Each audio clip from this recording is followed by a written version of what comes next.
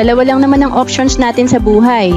Una, will you challenge yourself to make a difference to everyone? Magte-take risk ka ba? Ikaw ba ay mag-i-step up or mag-grow ka ba? Or pangalawa, will you back out and tell yourself and your family that you cannot do it? Ito yung wala ka nang gagawin, okay na yung daily routine mo, okay na yung cycle mo, kontento ka na kung ano yung meron ka.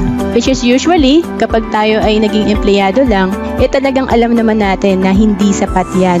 Or kung meron man tayong matatabi, talagang kulang na kulang. Again, mamili ka lang sa 2 options na to. You can be a total failure in life or a very successful and wealthy person. Of course, ako pipiliin ko yung magpapayaman ako. Di bali nang mahirap sa simula, pero ang reward naman ay maganda. Unang-una na dyan is yung time freedom mo. To know more about savings and investment, message mo na ako sa FB, Roan Celis Capistrano.